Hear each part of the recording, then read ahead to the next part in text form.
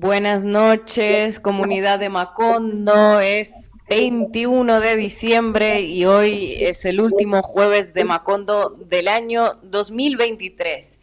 Qué cálidos y qué sumamente informativos fueron estos programas desde finales de junio de 2022 y hasta el día de hoy. El año que viene volveremos con más fuerza, seguramente con mucha información que analizar. Hoy traemos, de hecho, bastante y sabemos que la han estado esperando. He estado leyendo algunos de sus comentarios. Javier Milei, el presidente de Argentina, todavía no me acostumbro a decirlo, bueno, impulsó un decreto de necesidad y urgencia, DNU abreviado, una reforma que se aprueba sin necesidad de contar con el respaldo del Congreso y que deroga y modifica centenares de leyes. Lo llamaron desregularización de la economía. A primera vista parece más bien una derogación de los trabajadores como clase y de sus derechos. Se elimina toda una serie de derechos laborales, dejando al trabajador al amparo del empleador y de la mano del mercado, que ya saben que es una mano muy suave y siempre comprensiva y amable. También se crean condiciones para privatizar empresas estatales, para que las tierras argentinas puedan ser adquiridas por capitales extranjeros, y el ARSAT, la empresa pública de telecomunicaciones, por Elon Musk, como ya lo adelantó Milei en su intervención de anoche. Bueno, todo un sablazo a la gente de a pie que se queda desamparada y desprotegida. Y bueno, también toda una alegría para aquellos que tienen laboratorios farmacéuticos, redes de hospitales privados, agroindustria o pasaporte extranjero y mucho dinero y ganas de comprar tierras, por ejemplo. Si alguno de ellos nos ve, bueno, que no los vea, mejor que vaya a celebrar esas iniciativas del presidente. Hoy las vamos a analizar más en profundidad y veremos si es algo irreversible o aún hay esperanza de que no pasen. Hablaremos de la constitucionalidad y también vamos a abordar el tema de Ecuador y de Venezuela, que hay noticias ahí importantes. No se olviden de dejar sus comentarios, poner me gusta, si quieren tienen el simbolito del peso, pueden hacernos donaciones para que arranquemos la siguiente temporada con algunos ahorros. Y bueno, bienvenidos a este Macondo de necesidad y urgencia, como ha dicho nuestro seguidor ilustre por ahí. Buenas noches, Ina. Buenas noches, Marco. Buenas noches a la comunidad de Macondo en este último programa de la segunda temporada de Macondo. Pero bueno, ya en 2024, que va a ser un año muy intenso, acá en el Uruguay va a ser especialmente intenso y creo que en Argentina también, vamos a volver y con la tercera temporada de este programa. Bueno, nos corresponde sí analizar lo que sucede, lo que está sucediendo en Argentina a partir del decreto que en la noche de ayer, miércoles 20 de diciembre, que además es una efeméride importante en Argentina porque recuerda el aniversario del estallido social que terminó con el gobierno de la Rúa, y tiene cierto parentesco. Algunas de las personas que están detrás de este decreto estaban también en aquel gobierno.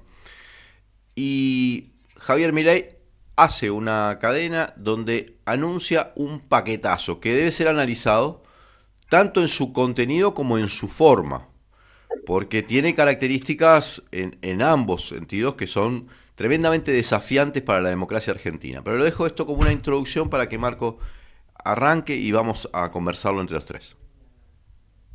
¿Cómo están? Ina, Leandro, comunidad de Macondo. Yo siempre que llego a estas fechas, si me dicen el año que viene, me suena que es súper lejos, pero en realidad el año que viene es como dentro de muy poquitos días. Y si se toma en cuenta cómo está Argentina, el año que viene ya empezó. No quiero decir que somos vanguardia, pero digamos que acá no va a haber ninguna transición, ni corta, ni nada. Y de hecho, alguien tuiteó por ahí que si algo no hay que hacer en política es hacer enojar a los argentinos en el mes de diciembre. Y como tenemos un gobierno, pues que es un gobierno que vino a aplicar un shock neoliberal desde la hora cero, empezó haciéndolo en diciembre, y tuvo su reacción anoche, ¿no? Así que hay muchas cosas que contar. Yo en lo personal decir que estoy un poco más preocupado de lo que ya lo estaba, y suelo ser bastante moderado en mis preocupaciones políticas. Y en este caso, si uno ve lo que pasó ayer y lo que anunció Javier Milei, que leyó solamente 30 de las leyes que va a derogar o va a modificar de un paquete de más de 300, ¿no? Que según aduce se debe a que hay una necesidad y una urgencia. De ahí que haga un decreto de necesidad de urgencia. Digo esto porque no es un tecnicismo, o sea, un presidente puede hacer un decreto de necesidad de urgencia siempre y cuando haya tal necesidad, tal urgencia y no pueda abordarse a través de los mecanismos normales del Congreso.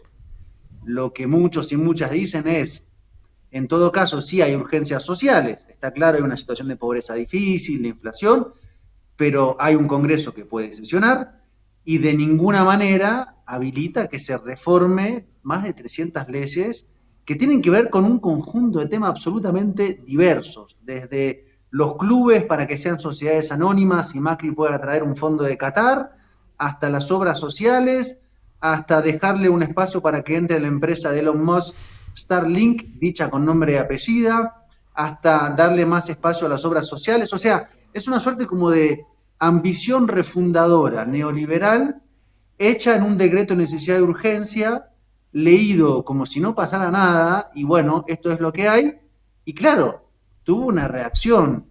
Solamente quiero referirme a la respuesta, a la reacción que dieron hoy los diferentes voceros, ¿no? Del gobierno. Porque el mismo Milei dijo, bueno, la gente que protestó tiene el síndrome de Estocolmo, están enamorados de un proyecto que los oprime, por eso no están listos para entender esta libertad que les ofrecemos. El artífice, Federico Sturzenegger, de este decreto de necesidad de urgencia, dijo que nunca había visto gente protestar tanto cuando se le dan libertades, ¿no? Entonces, hay como una suerte de discurso absolutamente como disociado, disonante, uno no sabe si están como en otra zona de la comprensión o se nos están riendo en la cara, pero esta cosa de les dimos libertad todavía no lo entienden, ¿no? Bueno, en esa zona tan compleja estamos y pueden pasar muchas cosas. Dejo por acá para ver un poquito. Yo de todas maneras, hoy estaba pensando que te iba a preguntar porque desde el programa anterior me quedé con lo que dijiste de que la gente en la manifestación a la que fuiste de admiradores de Milei, había mucha gente contenta que decía, no, es el último mal trago, vamos a aguantar, es necesario, pero luego va a estar mejor. Después de ese decretazo, después de que muchos medios de información ya hayan desgranado un poquito lo que se viene, ¿se percibe esas mismas reacciones? ¿Se percibe ese mismo ánimo? ¿Cómo lo ves? Mira, voy a decir esto y le paso la palabra a Leandro, pero la pregunta que hay sobre el cacerolazo de ayer es si se movilizó. Perdón, que hay un perro en la habitación que acaba de ladrar. Si se movilizó, ¿quiénes? Bueno, voy a hacer un pequeño corte. Leandro, seguí que tengo que No, resolver me el perro. alegra que traten bien a los perros, los dejen ladrar, le den esa libertad. Bueno, no me gustan los perros oprimidos. Que perros que opinan son muy importantes. No, quiero contarle a la gente, porque me parece interesante hacer una conexión curiosa, pero que creo que es necesaria. La semana pasada les contaba, les planteaba que se estaba dentro de la aplicación de la doctrina del shock, tal como la había descrito Naomi Klein en 2007, ya hace casi 20 años. En ese sentido, estamos ante un gobierno que asume, un gobierno neoliberal, un gobierno de ultraderecha, ¿sí? Y se plantea o se propone hacer un conjunto vasto de modificaciones con el ánimo refundacional, como está diciendo Marco, pero una refundación retardataria, es decir, refundar en Argentina las condiciones del siglo XIX prácticamente, ¿sí? Y que hacerlo en el menor tiempo posible. Esto que es una estrategia, ¿sí? Esta es una hoja de ruta que no es solo de la Argentina, y que tengo además mis dudas de que haya sido coordinada estrictamente en Argentina. Y le voy a decir por qué. Cuando asume acá en el Uruguay el gobierno de Lacalle Pou, después de 15 años de progresismo, ¿qué es lo que promueve? El instrumento de DNU, Decreto de Necesidad de Urgencia en Argentina, tiene en Uruguay un homólogo, que es la LUC, Ley de Urgente Consideración. La diferencia es que el Decreto de Necesidad de Urgencia de Argentina, el tipo de instrumento, que es para lo mismo, ¿no? Empieza a regir a partir de que el presidente la emite y después debe ser refrendada o rechazada in totum, o sea, sin modificaciones, por el Congreso, para lo cual el Congreso tiene un plazo perentorio. Así funciona en la Argentina, ¿sí? Se emite ese decreto, se publica en el Diario Oficial, queda vigente y el Congreso tiene un plazo en el cual debe pronunciarse. Y si no se pronuncia o no lo rechazan ambas cámaras, queda vigente por defecto. Eso es un DNU. Ese tipo de decretos existen en Argentina y tienen, ese instrumento existe en Argentina y tienen posibilidades de ser utilizado en algunas áreas, no en todas. Por ejemplo, no se puede utilizar en la legislación penal, no se puede utilizar en la legislación tributaria, o sea, uno no puede crear impuestos por DNU, no puede cambiar o crear delitos por DNU. Pero después es bastante amplio. En el Uruguay existe un instrumento que es, les contaba, la LUC. La LUC es diferente en el sentido de que entra en vigencia después de que se da el plazo perentorio del Parlamento, pero después es igual. El Parlamento tiene un plazo de 60 días en el caso del Uruguay, un poco menos creo que en Argentina, y en el cual si no se pronuncia o no lo rechaza abiertamente queda vigente por defecto. ¿Cuántos fueron los artículos en Uruguay? Fueron 500 y se modificaban en materias totalmente diversas. Recuerden, en Uruguay se habilitó desde tirar aviones, el derribo de aviones, hasta la desregulación financiera. Hasta una ley de educación metieron dentro de la LUC, hasta una reforma educativa. Quiero decir, hasta habilitar los chorizos caseros estaba en la LUC, porque también era a demanda de determinados empresarios, igual que este DNU. ¿Sí? Lo que pasa es que la profundidad del DNU argentino es mayor porque las condiciones también permitieron eso de alguna manera. En ninguno de los dos casos se puede probar que se cumplen los requisitos, es decir, la excepcionalidad y la urgencia. Acá estaba señalando Marco, ¿qué urgencia puede tener modificar leyes de 1914, como se están haciendo ahora en Argentina? O las sociedades anónimas deportivas. Bueno, ¿qué urgencia podía tener en Uruguay habilitar los chorizos caseros? ¿No? El tema es que dentro de esa legislación, de ese tipo de legislación, los gobiernos neoliberales se juegan el todo por el todo. Dicen, mientras tengo posibilidades de aprobar esto, lo hago, y veo cuál es la capacidad de resistencia que tiene la sociedad. En el caso uruguayo, ¿qué pasó? Estaban en pandemia, movilidad restringida, y el movimiento social uruguayo y la oposición lo que hizo fue recurrir a un instrumento que existe en Uruguay pero no en Argentina, que es el referéndum. Se reunieron 800.000 firmas en un país de 3 millones y poco de habitantes, en condiciones además muy hostiles porque había restricciones de pandemia para moverse, para juntar firmas, y se fue a un referéndum que se perdió, pero se perdió en el Uruguay por muy poquitos votos, ¿sí? Por muy poquito, menos de un punto. Y eso marcó después el declive. A partir de ese momento el gobierno empezó a bajar intención de voto y la izquierda a subir hasta llegar al punto que estamos hoy, donde todo indica que va a ganar la izquierda. Pero quiero decir, el proyecto lo impulsaron y lograron sostenerlo por un pelín, pero lo sostuvieron. En Argentina no existe el referéndum. Y si esto no se para en el Congreso, donde hay votos para pararlo, si el peronismo y el radicalismo no desertan o no tienen traiciones, la única forma que tiene la sociedad de sostener, de modificar esto, más allá de la intervención de la justicia, que yo pongo mis dudas, porque ya hemos visto lo que es la justicia argentina, ¿sí?, es la movilización callejera. Lo que pasa es que Argentina tiene una experiencia y una trayectoria de resolver las cosas en la mitad de la calle, que es indiscutible. Y por eso me importa también atarlo a lo que sucedió un rato antes de que Milei pronunciara el DNU, que fue esa especie de prueba a ver cómo funcionaba el protocolo antipiquete, hecho ante una movilización del movimiento del Polo Obrero, que es un grupo político pequeño. O sea, no movilizó ese día ni el peronismo, ni las grandes organizaciones sociales, ni la CGT. O sea, no era la capacidad de movilización de la sociedad argentina es muy superior a esa. Pero ya ahí vimos algo. Vimos una cosa de distopía, de parlantes en las estaciones de tren diciendo que el que cortaba no recibía las transferencias económicas. Un policía cada 2 manifestantes, de acuerdo a los cálculos que hacía Clarín, ¿no? Y una sensación de militarización de la... Bueno, yo creo que eso fue un experimento. Un experimento total. pero que lo que viene en Argentina ahora iba a ser, sí, movilización organizada, porque me da la sensación de que se fueron de mambo. Y cuando digo esto es que creo que empezaron a perder en ciertos sectores de las capas medias que los habían votado, porque la movilización ayer que vimos, los caceroleos y eso, en ciudades como Buenos Aires y las grandes capitales de las provincias, tampoco es el movimiento peronista. O sea, no es el conurbano lo que se movilizó ayer. En fin, tiro todas estas cosas porque me parece que son elementos para el análisis de lo que está sucediendo, pero, en fin, nada, son ideas que he estado trabajando en mi Yo creo que cabeza. el hecho de que se hayan ido de mambo, como bien dijiste, no solo te parece a vos, no solo lo notaste vos, sino algunos diputados políticos que van a tomar esa decisión y que están en condiciones de parar ese decreto. No sé si se habían fijado, es muy llamativa la reacción de Pichetto, la reacción de Lustó, el presidente de los radicales, que más o menos los dos dicen que bueno, con algunas cosas podemos estar de acuerdo, otras son más escandalosas, pero lo que no estamos aprobando acá es la forma de la que se ha tomado. Esto es república, no puedes pasarte totalmente el Congreso.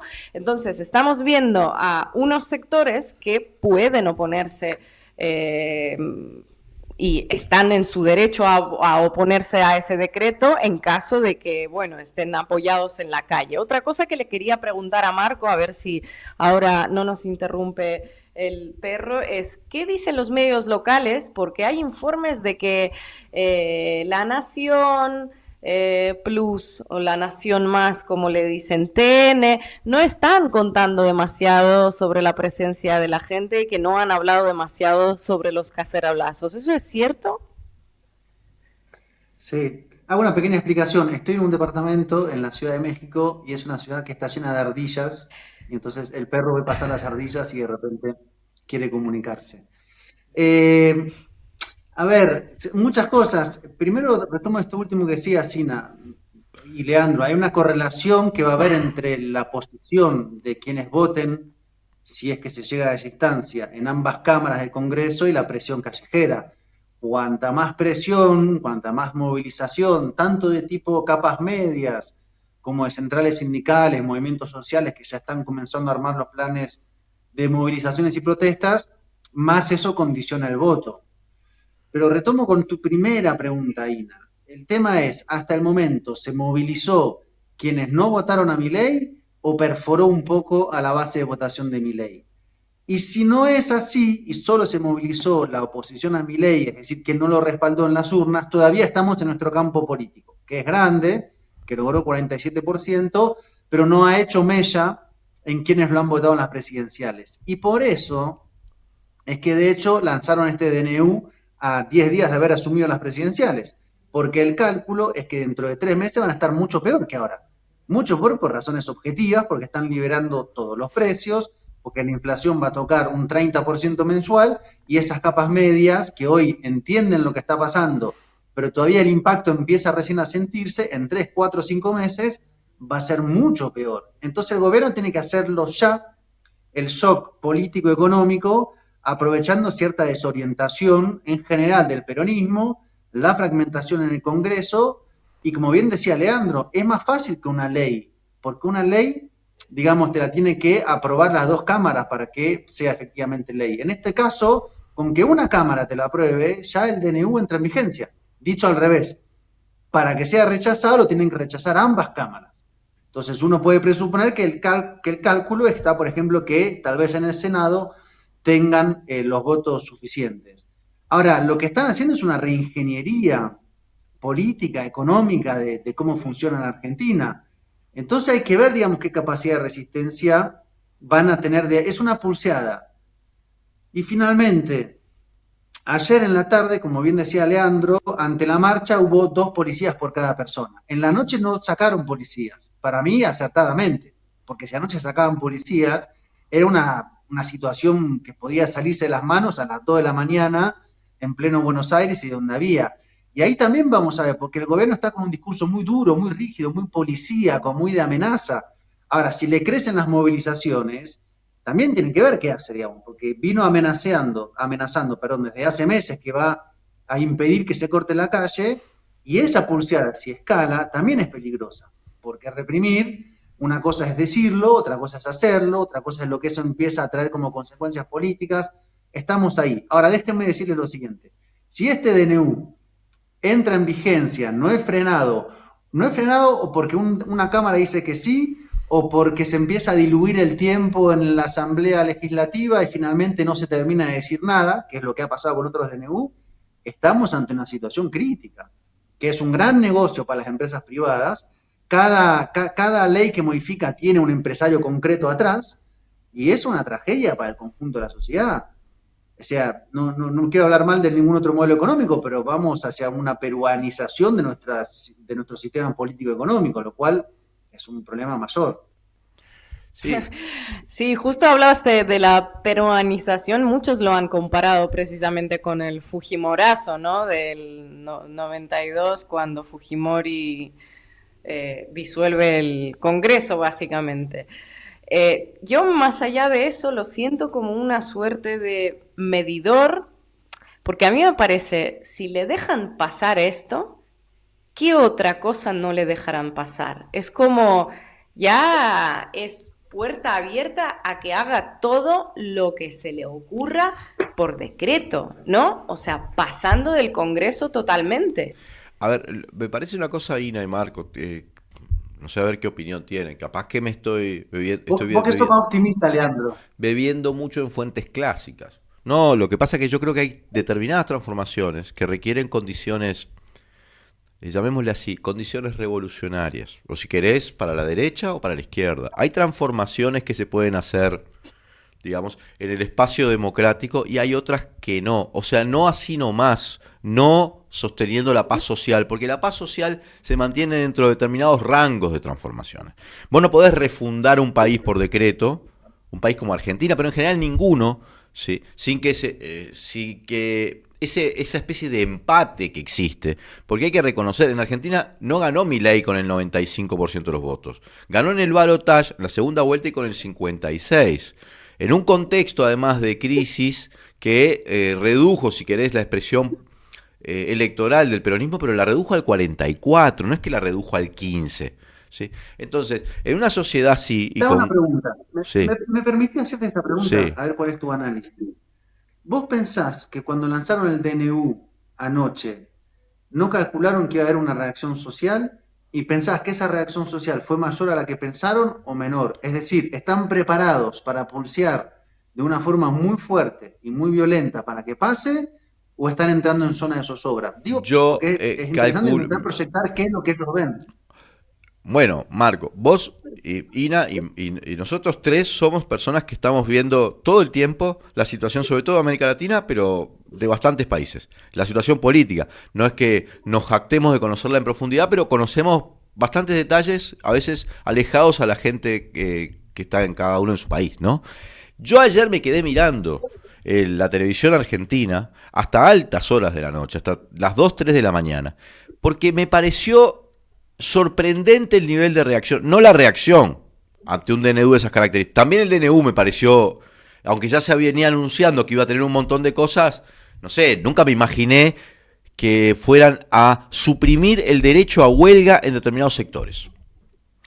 Pero no me lo imaginé porque además considero, en mi lectura política, que eliminar el derecho a huelga en el área de la educación es un disparate. Es un llamado a la violencia. Porque las huelgas van a seguir existiendo. Es imposible que no haya huelgas en alguna de las áreas que ellos mencionaron. ¿Se entiende? Acá ilustre convocante de protestas estudiantiles, Leandro No, es Brillet, que dice. no, pero además es un sindicato muy fuerte, el sindicato SUTEBA, el sindicato de los trabajadores de la enseñanza de Buenos Aires, de la provincia de Buenos Aires, ¿sí? El que dirige Baradel. A Baradel, en el gobierno de Macri, no, lo amenazaban de muerte, ponían el nombre de sus hijos en la televisión para que la gente fuera... Y ni así lo pudieron tirar a Baradel. Siguió ganando y siguió ganando en la interna del movimiento de los docentes y siguió planteando los conflictos cuando lo perseguía la gobernadora directamente de la provincia de Buenos Aires, que era María Eugenia Vidal. Hoy el gobernador de la provincia de Buenos Aires es el principal opositor de Milei.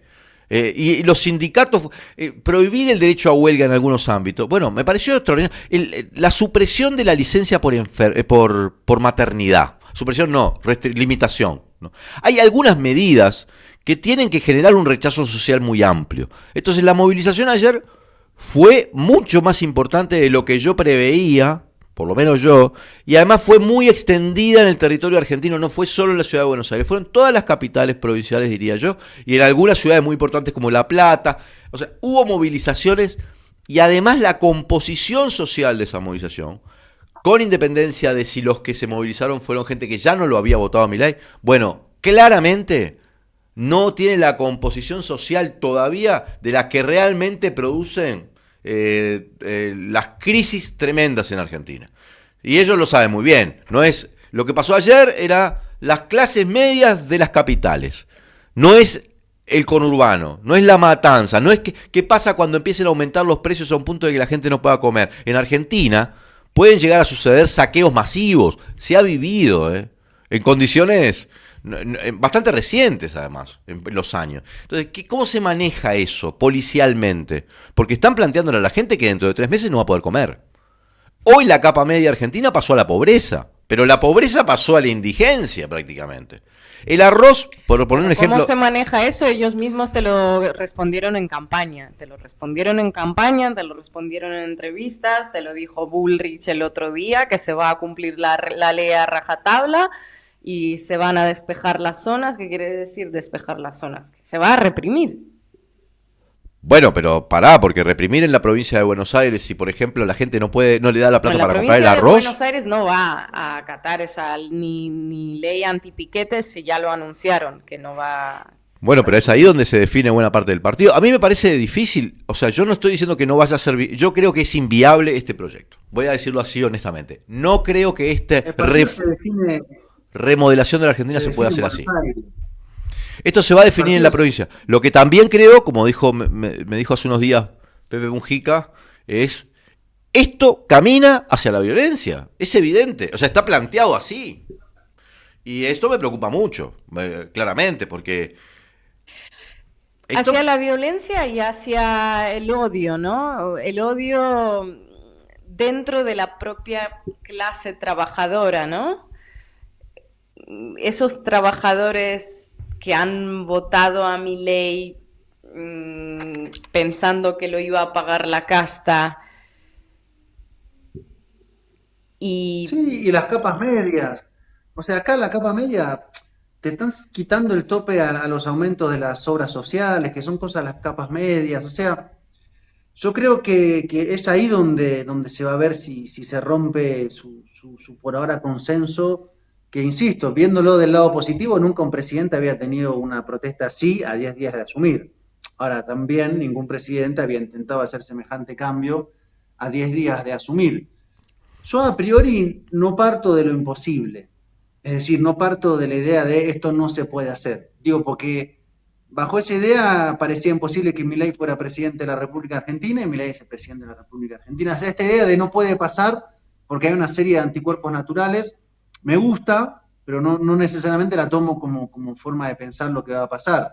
Lo que sí, y estoy de acuerdo con lo que dice Pepe, acá hay un evidente encaminamiento hacia escenarios de violencia. Es inevitable, porque es un gobierno que se ha planteado una dureza y una criminalización contra la protesta social altísima.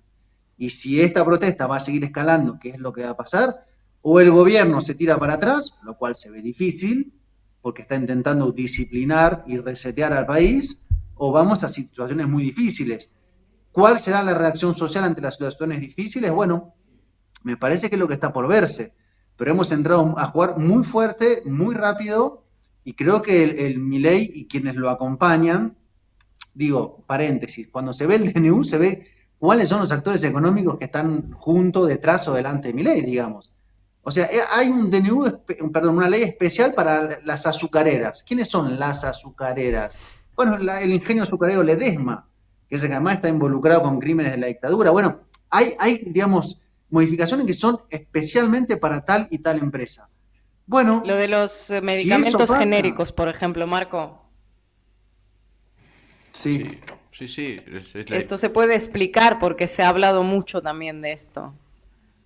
Porque lo que pasa es que ahora, Sí, ahí hay un tema con las farmacéuticas. Adelante, Leandro. no, la no producción de la no producción de medicamentos genéricos, de equivalentes, o sea, esta idea de favorecer a las farmacéuticas, además con la liberación de los precios, ¿no? Primero va a perjudicar muchísimo a la gente, sobre todo a la gente que necesita medicamentos, los jubilados. No sé cómo van a hacer para conseguir los medicamentos, porque van a aumentar a precios que es imposible pagar. Pero además desestimula o destruye la propia industria farmacéutica que es creciente en Argentina. ¿Sí? O sea, perjudica por todos lados. Yo estoy de acuerdo, Marco, en lo que vos estás diciendo de que no hay que plantearse lo de los anticuerpos, o sea, la presunción de que no se puede. Ahora, si vos mirás la foto, estábamos pasando hace poco las imágenes de Milei, el único nuevo ahí es Milei. Todo el elenco atrás ya fracasó 2 veces. Sturzenegger, que estuvo detrás del gobierno de la Rúa, detrás también del gobierno de Macri, ya fracasaron, han probado, ensayan estrategias, pero en cualquiera de las dos, en una se tuvo que ir en helicóptero de la Rúa, y en la otra, Macri fue el primer presidente no reelecto prácticamente, o sea, fue una cosa... Macri terminó perdiendo las elecciones con claridad contra Alberto Fernández, ¿sí? Entonces... acá estamos en un nuevo intento, donde Milei además hay que ver cuál es el papel que ocupa. ¿Es Milei el que está conduciendo esto o esto se está conduciendo a través de esa legitimidad que les da el fenómeno Milei? ¿Quiénes son los que armaron ese DNU que pesa 20 kilos? ¿Fueron los estudios privados, como se está diciendo ahora en Argentina? ¿Fueron estudios privados a cargo de las empresas? Y además no de todas las empresas, de la casta, la élite de la élite. Sí. Y entonces, en unos meses, cuando la gente no pueda pagar el alquiler, no pueda pagar... Lo van a dolarizar. No pueda pagar el transporte sin subsidios, no pueda pagar con un salario que es 3 o 4 veces menor en términos comparativos en dólares, que en Uruguay los precios se dispararon a niveles incluso superiores al Uruguay. Yo miraba ayer el arroz a 1.700 pesos argentinos, es decir, a $2 dólares y algo. Esos son en Uruguay unos 80 pesos, y acá el arroz está a 70. O sea, con sueldos que son muy superiores en dólares, ¿se entiende? Me parece una cosa que se pasaron de mambo, lo vamos a ver en 2 o 3 meses, con un 100% de inflación que ellos anticipan en 3 meses, pero que probablemente sea mayor. La gente no va a poder pagar la obra social, es decir, no va a poder pagar salud, no va a poder pagar el medicamento, no va a poder pagar el alquiler, los servicios, los suministros, el transporte y la comida. Y no el 40% de la gente, sino el 70 o 80% de la población. Eso es sostenible. Y yo creo que eso es camina para un lado donde se puede sostener con un gran mecanismo de represión. Pero hay que ver si ese mecanismo de represión lo pueden garantizar, y si lo pueden garantizar en todo el país, y en particular si lo pueden garantizar en la provincia de Buenos Aires. No tengo claro. Hay otros actores que juegan. Ayer vos dijiste que estaban estrenando estrategias, y la estrategia que todavía no se ha estrenado en Argentina, pero que está ganando mucho peso en América Latina, es la de Bukele. Sí, pero... Sí, eso vos podés hacer una militarización de las zonas más conflictivas, pero yo creo que esto se salió de cauce. Para mí el dato, y ya nos quedamos sin tiempo, el dato es que ayer entró otro actor al terreno de la protesta, ¿no? Que son las capas medias, y me parece que eso reconfigura. Y seamos sinceros y seamos crudos sobre cómo funcionan las cosas. Una cosa es matar a un pobre en La Matanza, en una represión, no pasa nada. Otra cosa es matar a alguien en la Diagonal Norte, en pleno Buenos Aires, en una represión. Y ahí pasan muchas cosas. Me parece que estamos entrando en ese terreno, que son variables del análisis medio terribles, pero así planteadas las cosas, pues hay que incorporarlas. Quiero, antes de que cerremos este tema, Ina, si me permitís, está manejándose ya la información, no sé si Marco la puede confirmar, pero de que tanto la CGT como la CTA estarían planteando la posibilidad de un paro nacional la semana que viene. Aunque bueno, ahora movilizar al Congreso el miércoles. Bueno. Es la respuesta más lógica. Para mí también estamos frente a... Bueno, pero estamos hablando de un gobierno que asumió hace 10 días. O sea, creo que hay una velocidad de los acontecimientos en ambos lados. El gobierno, por su lado, claramente. Pero también la resistencia social va a ser... Crece, estamos en un increyendo. Mal momento para tener el último programa del año, ¿no? Pero Argentina es así, te plantea las cosas de Navidad. Corte. ¿Vamos al corte? Dale.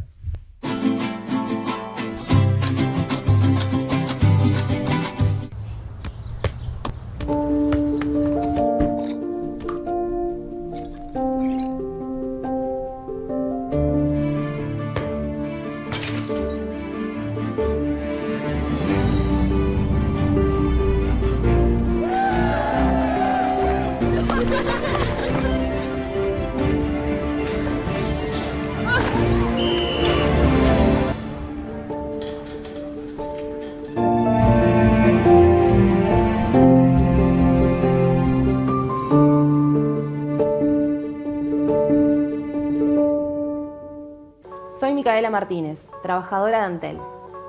Nuestra empresa pública, Antel, invierte millones de dólares y los destina a rentas generales. ¿Qué significa esto? Significa que aporta a salud, a vivienda, a educación, entre tantas otras cosas. Fundamental, ¿no? Hoy por hoy, nuestra empresa, con esos millones de dólares, paga favores a medios de comunicación privados. Esto no puede seguir sucediendo. Desde Sutel te invitamos, una vez más, como ya lo hemos hecho tantas veces, a seguir defendiendo nuestra empresa pública, a defender Antel, pública, de todos, de todas y estatal. Los uruguayos tenemos un montón de soluciones. Pero... Sin Navidad, con Navidad, con Navidad. Sin Navidad, sin Navidad, sin Navidad, con Navidad, con Navidad, con Navidad. Sin Navidad, sin Navidad, con Navidad, Navidad. Si en 30 años te brindamos todas estas soluciones, imagínate cómo serán los próximos. Vamos por más. Con Navidad, con Navidad. En un mundo saturado y hasta abrumado por la información, es vital apoyar un medio de comunicación alternativo que desafíe el status quo, que aporte una perspectiva diversa para pensar de forma crítica y hacer aportes a la construcción de un futuro más sustentable. Es una voz para aquellos que no tienen voz en los medios hegemónicos. Es una plataforma para las ideas innovadoras y las voces disidentes. Apoyar a Caras y Caretas es fomentar la libertad de expresión y la diversidad informativa. A veces estamos muy en la chiquita. Y si no, mira. Sí, ponele choclo, picles, ¿te gustan? Dale, ponele todo. Total es gratis. Estamos tan en la chiquita que barremos cualquier tipo de límite. ¡Epa! ¡Qué boquita! ¿Eh? Pero, aunque parezca que hasta los más chiquitos están en la chiquita, solo parece. Tomá, pateala, campeón. Porque los uruguayos somos grandes. De corazón, no estés en la chiquita. Pensá en macro. Cuanto más compras, menos pagás. Macromercado es negocio. En lo que va del periodo, el recorte en la ANEP supera los 150 millones de dólares. Pueden y deben rendir más. Que no te recorten el futuro. FENAPES.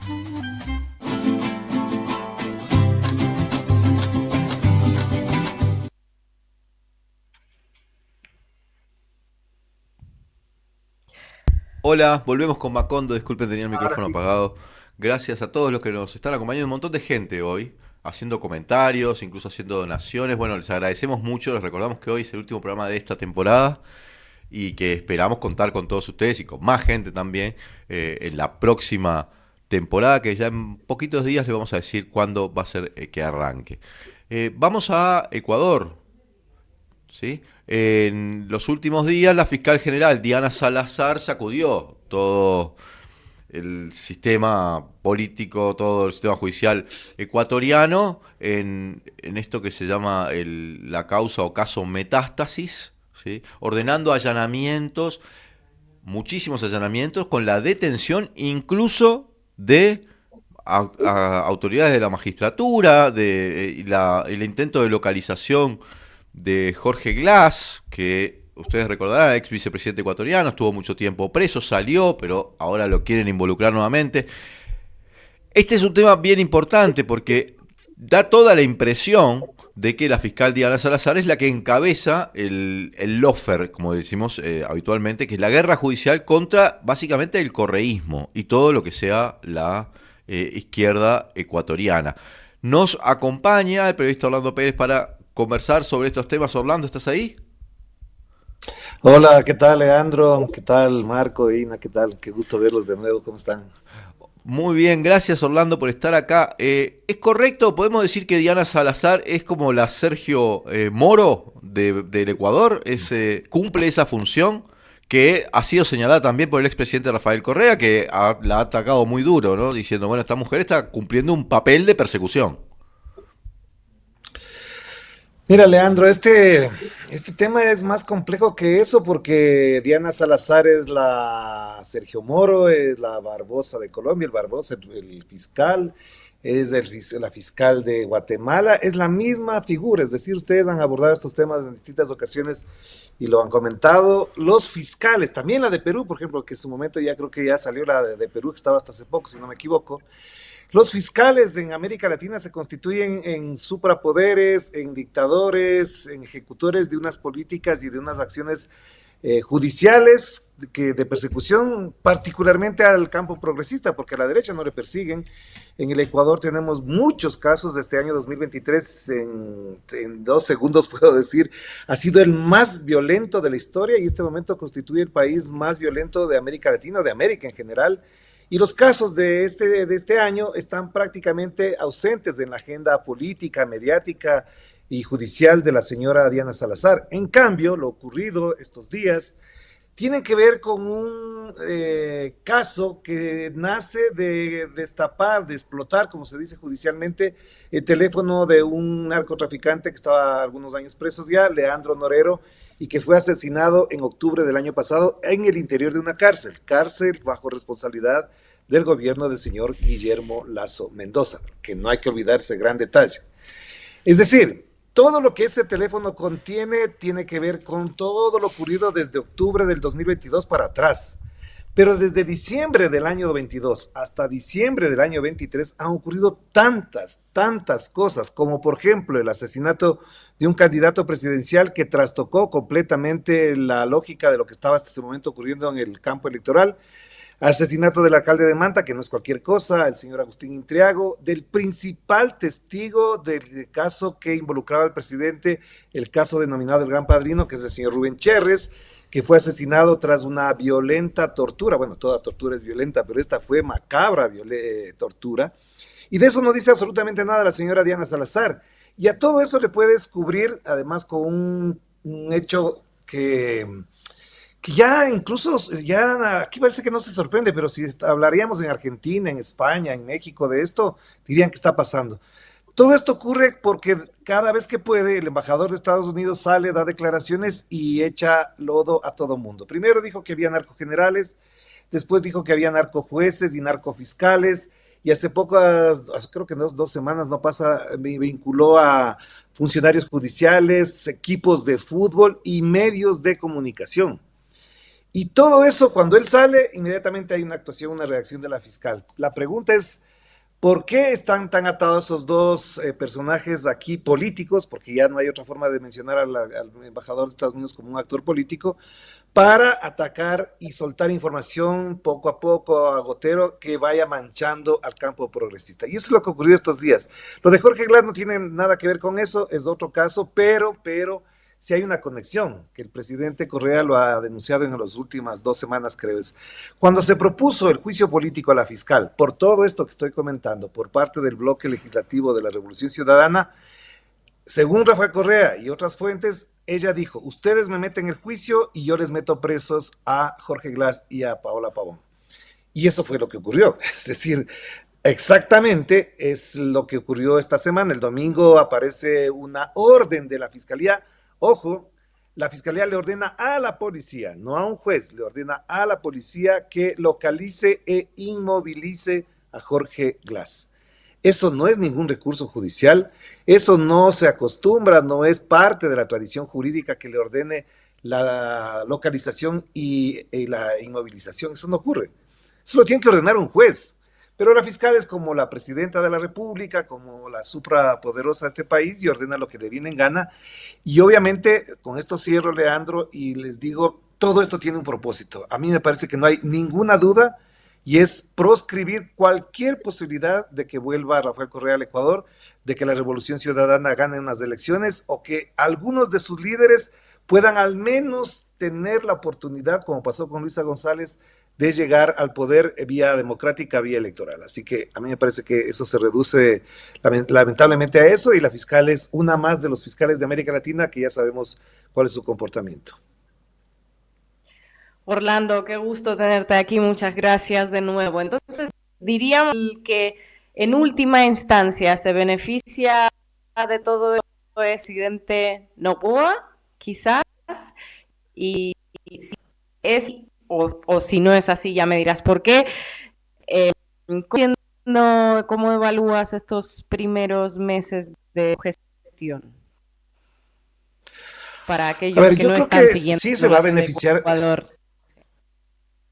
O sea, sí se beneficia a Daniel Noboa porque entra con un nivel de popularidad, con una muy poca exposición, baja exposición, con pocos negativos.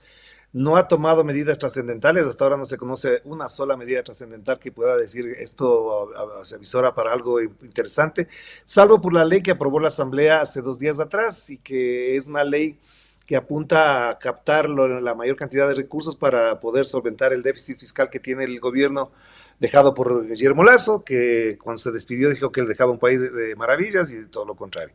¿Por qué se beneficiaría? Porque al mismo tiempo él ha hecho declaraciones que no coinciden con la realidad, pero creo que le levantan un poco su popularidad, y él ofreció un famoso plan Fénix de combate a la delincuencia y al crimen organizado y al narcotráfico.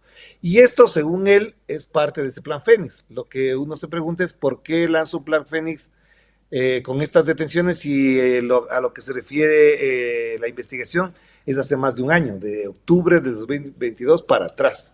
Entonces no coincide eso. Ahora bien, sí creo que aquí hay una lectura política que es muy clave, muy importante, muy además decidora.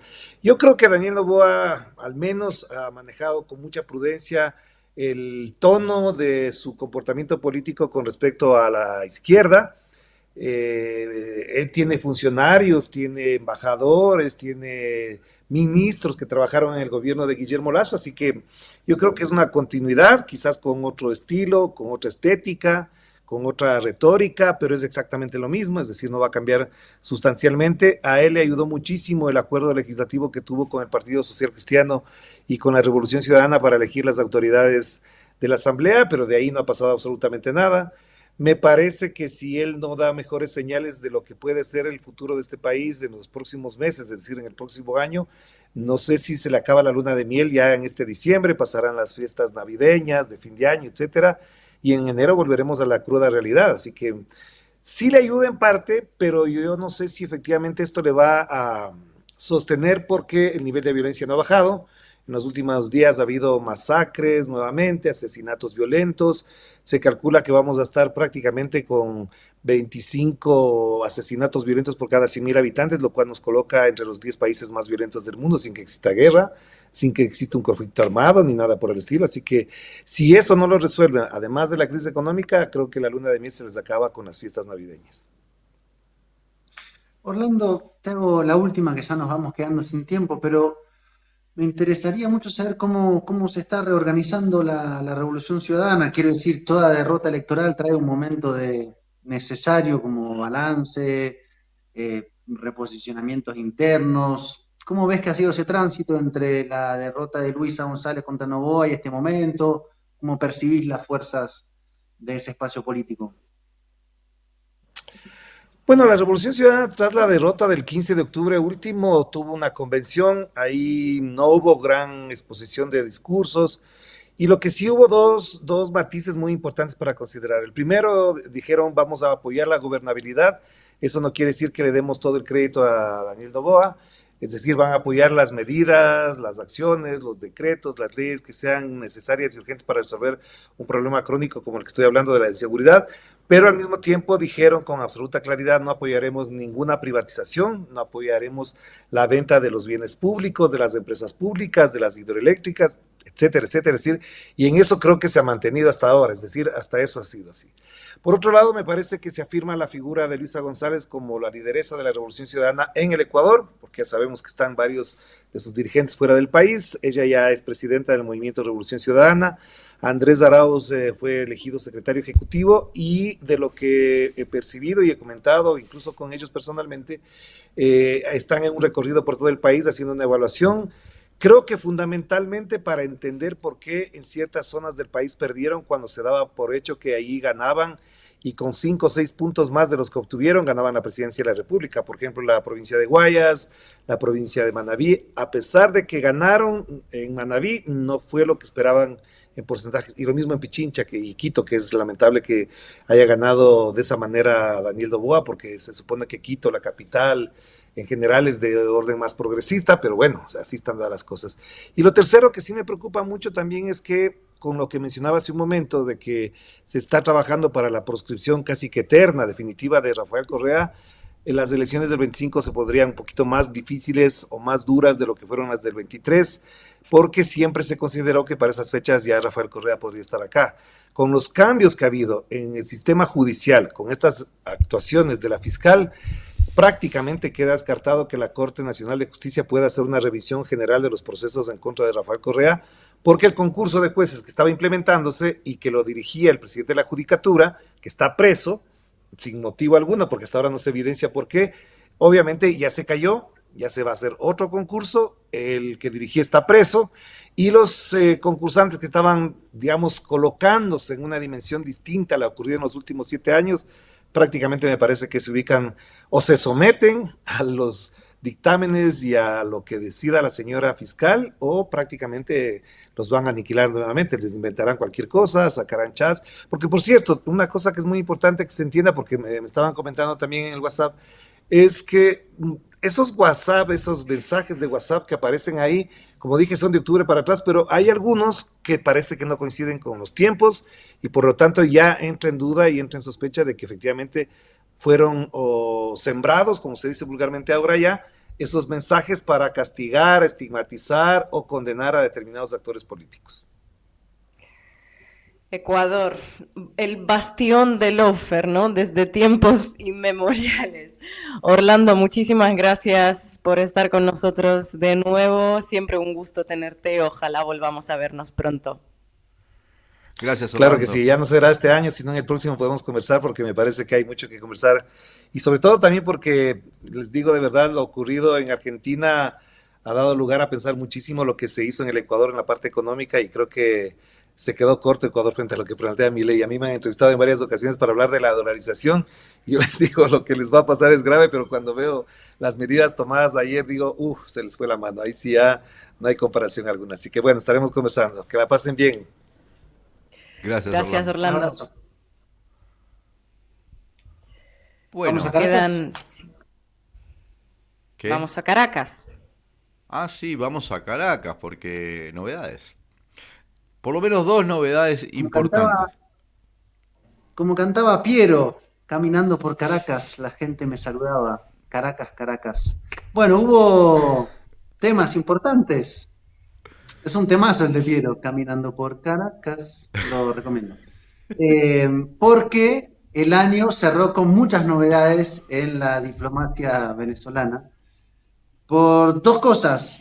Voy a arrancar por la última porque desplazó un poquito la primera, pero la última es que hubo un intercambio de prisioneros estadounidenses, venezolanos, por el lado de Caracas, y del lado de Estados Unidos, el famoso, porque hubo una campaña durante 3 años, Alex William Saab, diplomático venezolano, que el gobierno venía peleando para su liberación desde que había sido arrestado y llevado ilegalmente a Estados Unidos hace 3 años.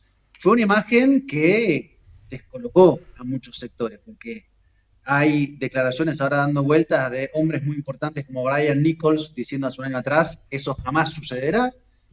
Se rompió el mito estadounidense, bueno, si es que estaba todavía existente, de que el poder judicial es una cosa y el poder político es otra cosa y son entes totalmente separados. Bueno, en una negociación se lo liberó. Y bueno, ahí están las imágenes de cuando llegó al aeropuerto de Maiquetía ayer, lo cual da cuenta de que los diálogos primero son centralmente entre el Palacio Miraflores y la Casa Blanca, y que la oposición venezolana tiene a veces un rol secundario. Y finalmente lo otro que pasó justo antes fue que hubo un diálogo entre Nicolás Maduro y el presidente de Guyana, Mohamed Irfan Ali, en San Vicente de las Granadinas, como parte de una primera instancia de diálogo en la escalada entre Venezuela y Guyana. Eso podría ser una forma de introducir de forma sintetizada todo lo que ha pasado. Bueno, 2 golazos se anota el gobierno venezolano antes de terminar el año, porque el acuerdo con Guyana, en esas conversaciones en San Vicente, después de que se hiciera el plebiscito del pasado 3 de diciembre, la consulta a la ciudadanía, bueno, no puede ser leído de otra manera que como un gran logro. Venezuela fue... Hay que ver. ¿Vos no lo ves como un gran logro? ¿O hay que ver qué significa? Lo veo como un logro en cuanto a haber logrado sentar a la contraparte. No veo que se haya movido el escenario ni de las fuerzas, ni de las posiciones, ni de la Corte Internacional de Justicia, que seguramente dicta a favor de Guyana. Entonces, en términos coyunturales está bien, es mejor sentarse que no sentarse y que las partes se vean. En términos de las variables estructurantes del conflicto, no veo que haya cambiado. Yo lo que veo es que el gobierno venezolano tenía un propósito de negociar casi que bilateralmente con Guyana y logra esta mesa. Que la logra a partir del referéndum del 3, no antes. Con un cierto acuerdo de esto va a mantenerse como zona de paz, no se va a hacer ni amenaza del uso de las armas, ni por supuesto uso de las armas, en fin, y trata de ubicar el litigio por la zona de la Guyana Esequiba en otros términos, ¿sí? Es cierto que ahí el gobierno de Guyana, lo dice en el propio documento, dice que están encomendados a la Corte Internacional de Justicia, y el gobierno venezolano pone también que ellos no van a validar ningún pronunciamiento de la CIG. Bien, son acontecimientos que se tienen que desarrollar. A mí me da la impresión de un logro diplomático. En general, cualquier cosa que desplaza la posibilidad de guerra, que era lo que se estaba hablando hace unos días atrás en América Latina, se decía, ¿estamos ante una guerra? Bueno, esto lo desplazó. Lo creo como un logro diplomático. Y cuando además hay negociación bilateral, bien, por supuesto, vamos a ver cómo sigue, ¿no? Porque la negociación... En 3 meses. Sí. En teoría, en 3 meses tienen que reunirse en Brasil. Está mediando a Brasil. San Vicente de las Granadinas como CELAC, que va a seguir, porque ahora pasa a Honduras, y estaba el canciller de Colombia y Naciones Unidas. Al margen de que creo que también es un logro diplomático del gobierno de Lula, ¿no? Que logra estar ahí como el artífice un poco en las sombras de este proceso. Pero lo segundo es la liberación de Al-Saab, o el intercambio de Al-Saab. Recordemos lo que fue la campaña del año 2020, señalando a Al-Saab como el testaferro de Nicolás Maduro, que tenía negocios, conexiones en varios países, que fue detenido en un país del África, que fue casi secuestrado, llevado a Estados Unidos, imposible, y logran la liberación de Saab, que, de acuerdo a lo que decía el gobierno venezolano, este empresario diplomático colombiano, pero que fue un factor clave en los momentos más acuciantes del bloqueo para lograr intercambios comerciales en un momento en que Venezuela estaba apartada de todos los procesos del CIF, de utilización de las cuentas bancarias, recuerden, ¿no? Con todo su patrimonio en el exterior secuestrado, con la plata secuestrada, y Al-Saab funcionaba como alguna especie de broker, no sé, como operaba para romper ese bloqueo, ¿sí? Alex Saab era uno de esos funcionarios que asumía riesgos personales, esquivando sanciones ilegales impuestas contra Venezuela para que Venezuela tuviese medicinas, petróleo y alimentos, básicamente. Por eso lo detienen, no es que lo detienen, lo secuestran. Entonces, estás con el micrófono apagado, Leandro, pero Yo a mí... no sé por qué. una Lo apago cosa, y es que nos estamos quedando sin tiempo, pero a mí me parece interesante